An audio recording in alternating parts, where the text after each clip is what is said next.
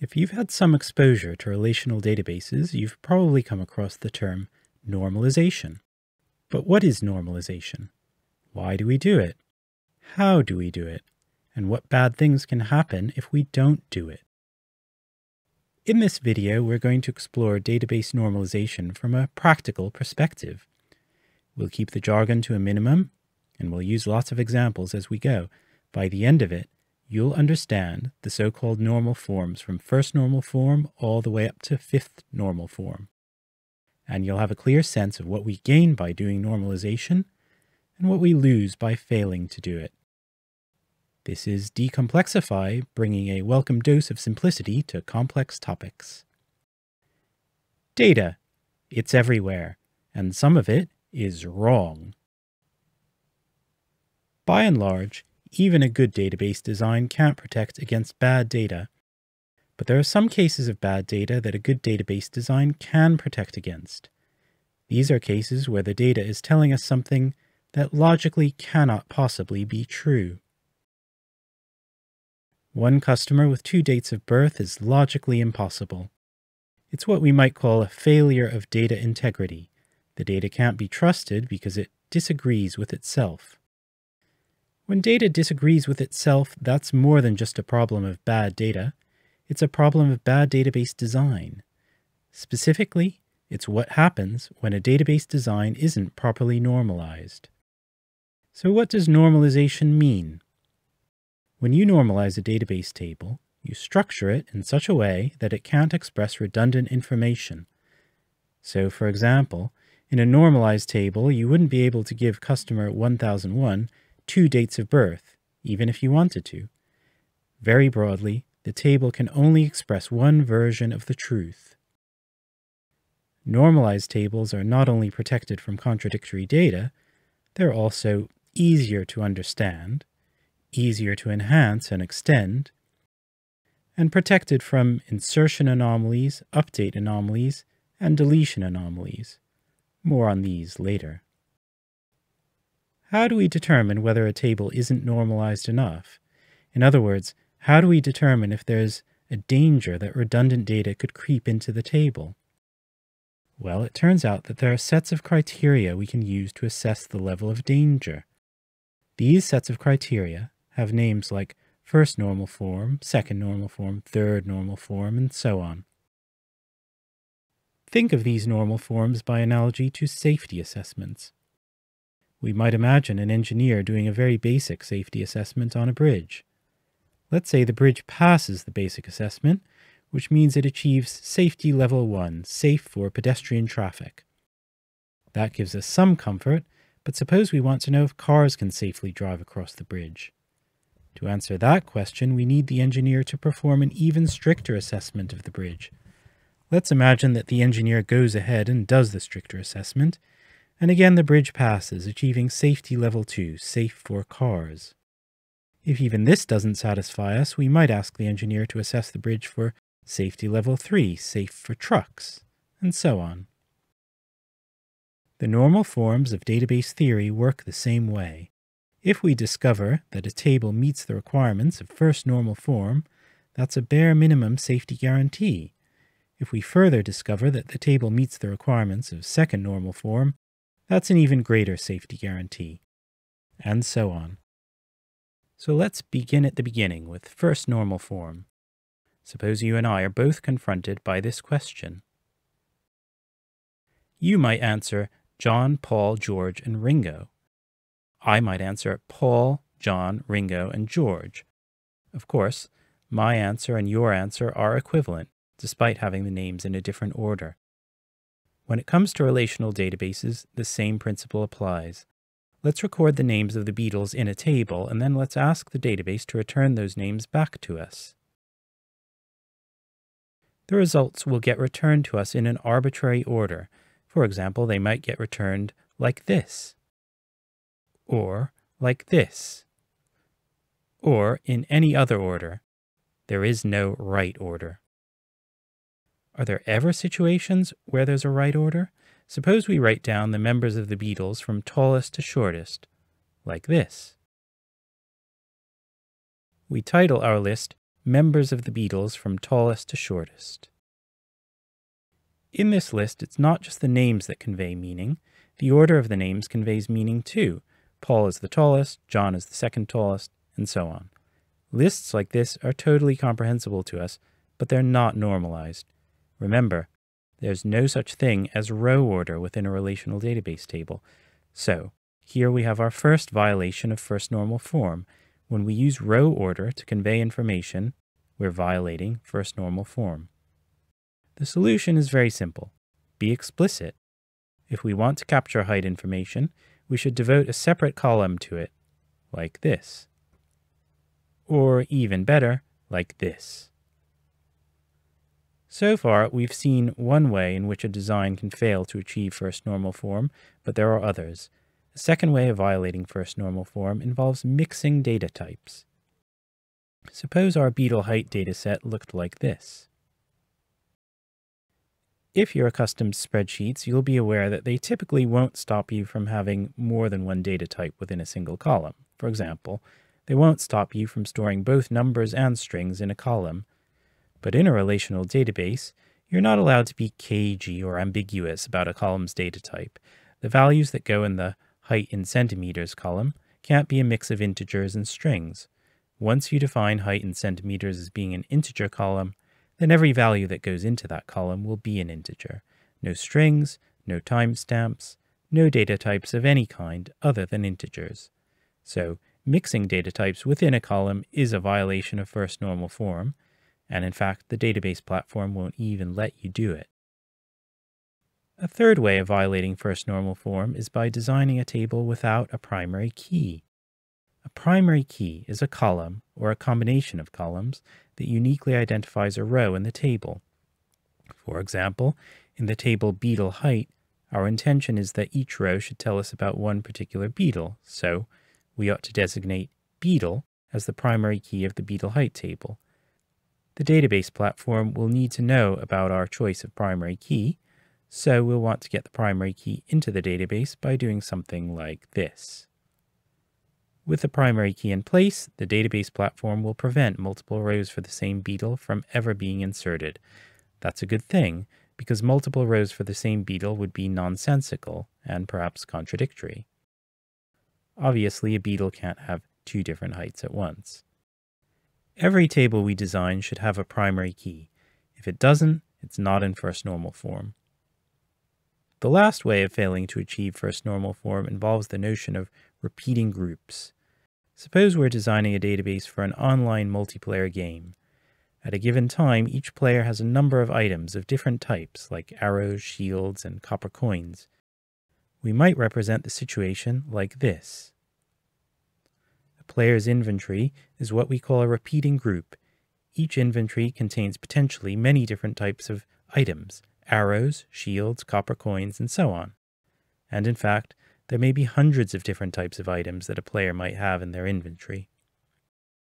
We could design a database table that represents the inventory as a string of text, but this is a terrible design because there's no easy way of querying it. For example, if we want to know which players currently have more than 10 copper coins, then having the inventory data lumped together in a text string will make it very impractical to write a query that gives us the answer. We might be tempted to represent the data like this. This lets us record up to 4 items per inventory.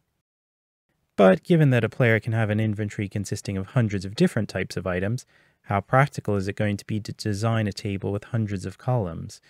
Even if we were to go ahead and create a super wide table to hold all possible inventory data, querying it would still be extremely awkward.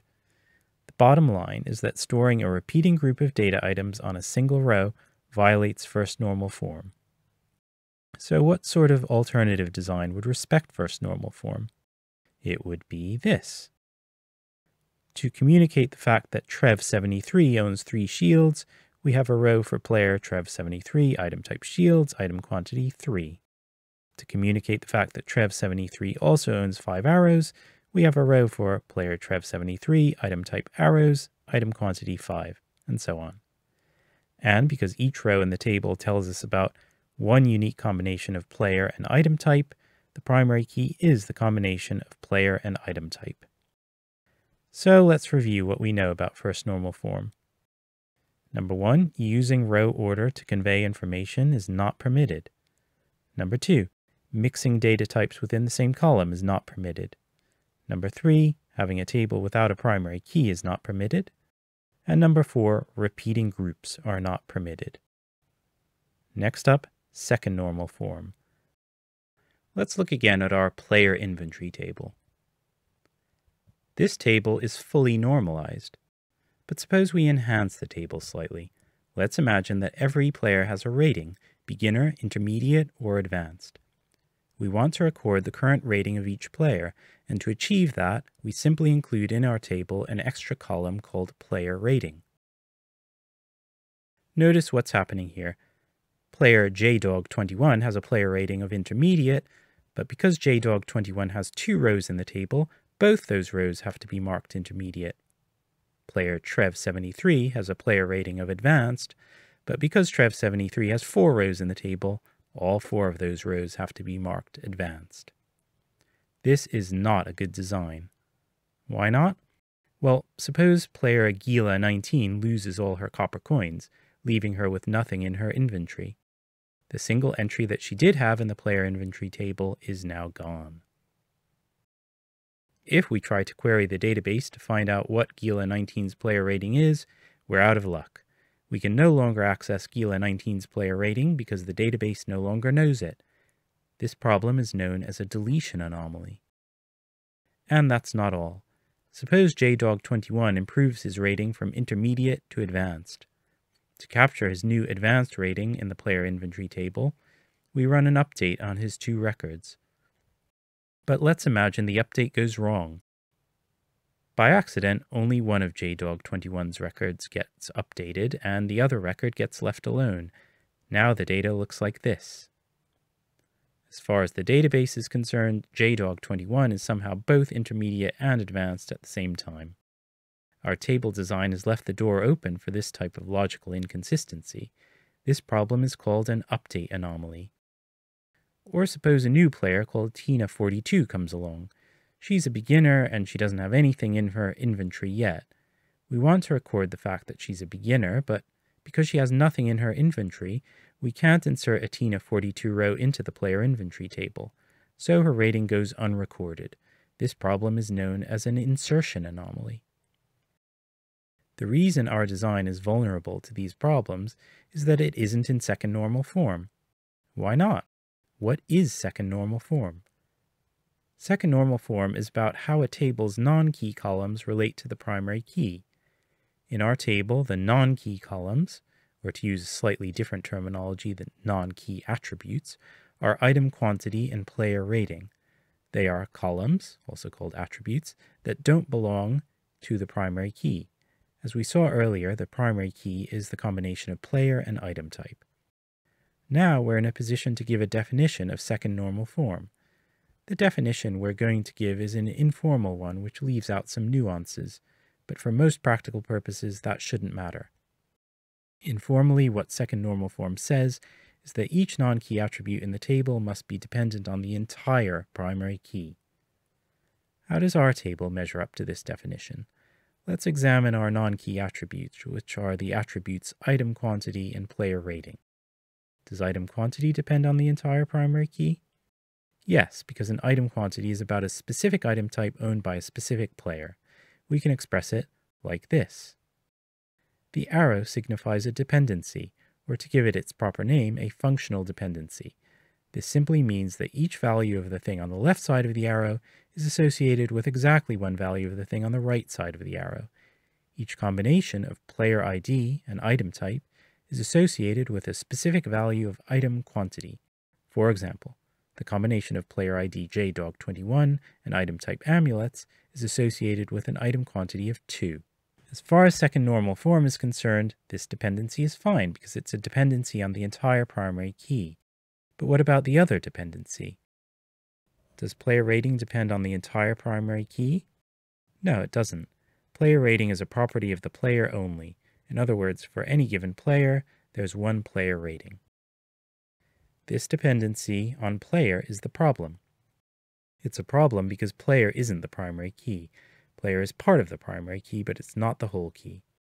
That's why the table isn't in second normal form, and that's why it's vulnerable to problems.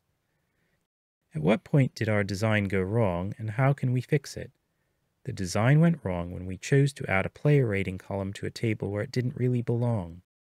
The fact that a player rating is a property of a player should have helped us to realize that a player is an important concept in its own right, so surely player deserves its own table. Nothing could be simpler than that. A player table will contain one row per player, and in it we can include as columns the ID of the player, the rating of the player, as well as all sorts of other properties of the player, maybe the player's date of birth, for example, maybe the player's email address. Our other table, player inventory, can stay as it was.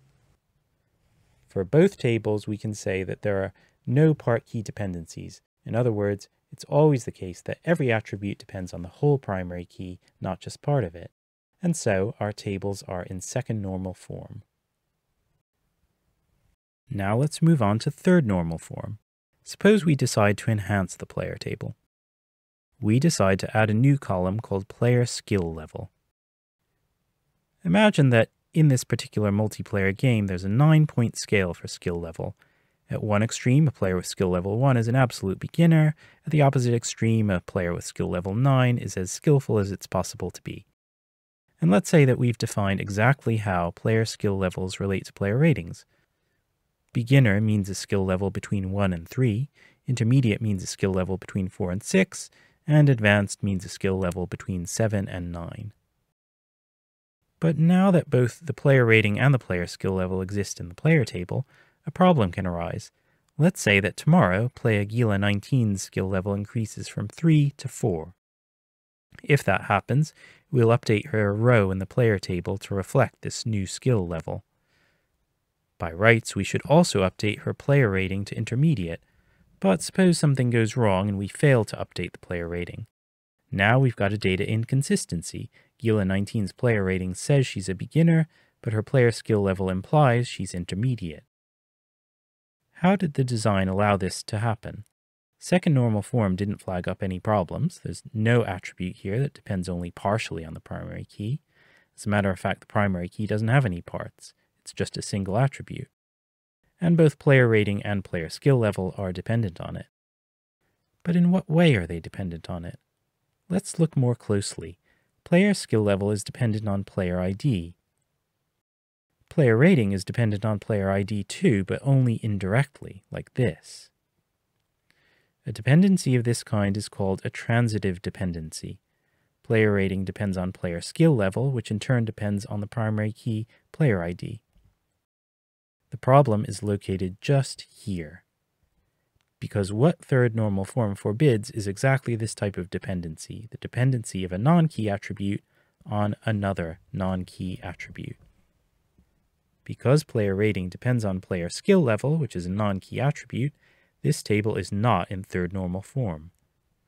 There's a very simple way of repairing the design to get it into third normal form.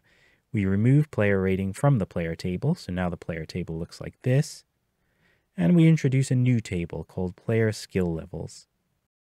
The player skill levels table tells us everything we need to know about how to translate a player skill level into a player rating. Third normal form is the culmination of everything we've covered about database normalization so far. It can be summarized in this way. Every non-key attribute in a table should depend on the key, the whole key, and nothing but the key. If you commit this to memory and keep it constantly in mind while you're designing a database, then 99% of the time you will end up with fully normalized tables.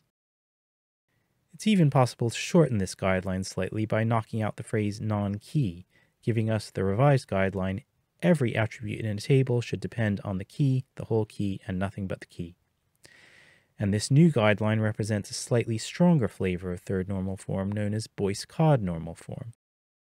In practice, the difference between third normal form and Boyce-Codd Normal Form is extremely small, and the chances of you ever encountering a real-life third normal form table that doesn't meet Boyce-Codd Normal Form are almost zero.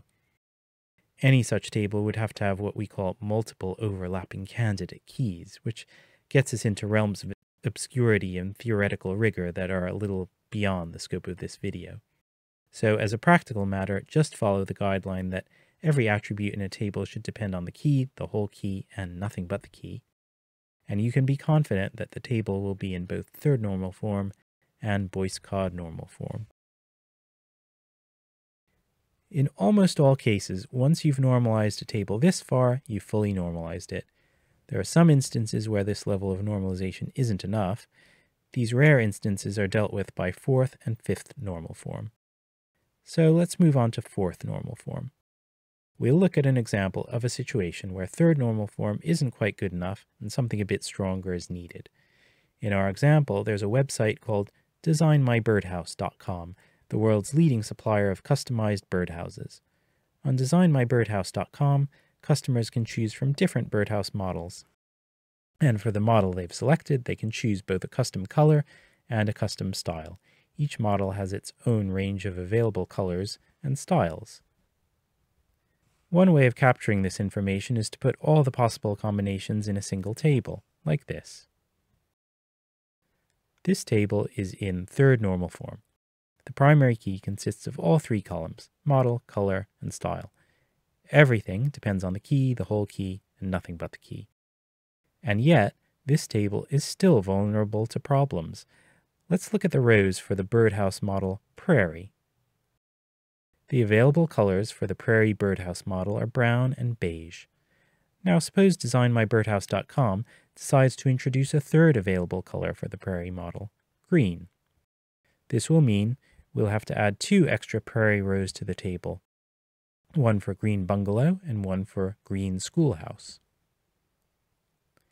If by mistake we only add a row for green bungalow and fail to add the row for green schoolhouse, then we have a data inconsistency. Available colors are supposed to be completely independent of available styles, but our table is saying that a customer can choose green only for the bungalow style, not for the schoolhouse style. That makes no sense. The Prairie birdhouse model is available in green, so all its styles should be available in green. Something about the way the table is designed has allowed us to represent an impossible situation. To see what's gone wrong, let's have a closer look at the dependencies among models, colors, and styles. Can we say that color has a functional dependency on model? Actually, no, because a specific model isn't associated with just one color. And yet, it does feel as though color has some relationship to model. How can we express it? We can say that each model has a specific set of available colors. This kind of a dependency is called a multi-valued dependency, and we express it with a double-headed arrow like this. And it's equally true that each model has a specific set of available styles. What fourth normal form says is that the only kinds of multi-valued dependency we're allowed to have in a table are multi-valued dependencies on the key. Model is not the key, so the table model colors and styles available is not in fourth normal form. As always, the fix is to split things out into multiple tables. Now, if designmybirdhouse.com expands the range of Prairie model colors to include green, we simply add a row to the model colors available table.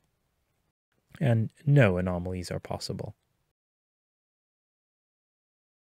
We're now ready for fifth normal form, the last normal form covered in this video. As our fifth normal form example, we imagine that there are 3 different brands of ice cream available: Frosties, Alpine, and Ice Queen. Each of the 3 brands of ice cream offers a different range of flavors. Frosties offers vanilla, chocolate, strawberry, and mint chocolate chip. Alpine offers vanilla and rum raisin.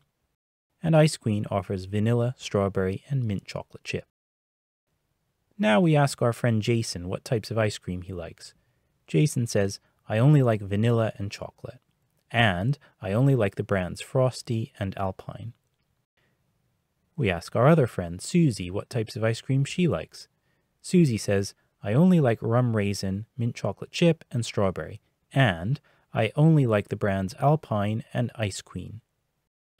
So after a little bit of brain work, we deduce exactly which ice cream products Jason and Susie are willing to eat. And we express this in a table. But time passes, tastes change, and at some point, Susie announces that she now likes Frosty's brand ice cream too. so we need to update our table. It won't come as any surprise that we might get this update wrong. We might successfully add a row for person Susie brand Frosties flavor strawberry, but fail to add a row for person Susie brand Frosties flavor mint chocolate chip. And this outcome wouldn't just be wrong, it would be logically inconsistent, because we've already established that Susie likes Frosties brand and likes mint chocolate chip flavor, and therefore there's no way she can dislike Frosties mint chocolate chip. In this example, we went wrong right at the beginning. At the beginning, we were given 3 pieces of information. First, we were told which brands offered which flavors. Second, we were told which people liked which brands. Third, we were told which people liked which flavors. From those 3 pieces of information, we should have simply created 3 tables. And that's all we needed to do. All the facts of the situation have been represented. If we ever want to know what specific products everyone likes, we can simply ask the database platform, expressing our question in the form of a piece of SQL that logically deduces the answer by joining the tables together. To sum things up, if we want to ensure that a table that's in 4th normal form is also in 5th normal form, we need to ask ourselves whether the table can be logically thought of as being the result of joining some other tables together. If it can be thought of that way, then it's not in 5th normal form. If it can't be thought of that way, then it is in 5th normal form. We've now covered all the normal forms from 1st normal form to 5th normal form. Let's review, keeping in mind that for a table to comply with a particular normal form, it must comply with all the lower normal forms as well. The rules for 1st normal form are 1. Using row order to convey information is not permitted. 2. Mixing data types within the same column is not permitted. 3. Having a table without a primary key is not permitted. And 4. Repeating groups are not permitted. The rule for 2nd normal form is each non-key attribute in the table must be dependent on the entire primary key. The rule for 3rd normal form is each non-key attribute in a table must depend on the key, the whole key, and nothing but the key. If we prefer to drop the phrase non-key, we end up with an even simpler and even stronger version of 3rd normal form called Boyce-Codd Normal Form. Each attribute in a table must depend on the key, the whole key, and nothing but the key. The rule for 4th normal form is that the only kinds of multi-valued dependency we're allowed to have in a table are multi-valued dependencies on the key. Finally, the rule for 5th normal form is it must not be possible to describe the table as being the logical result of joining some other tables together. I hope you found this video helpful. If you have any comments or questions on what you've just seen, by all means put them in the comments section below. And if you have any suggestions for other complex topics that you'd like to see explained on Decomplexify, again, let me know in the comments. So long, and thanks for watching.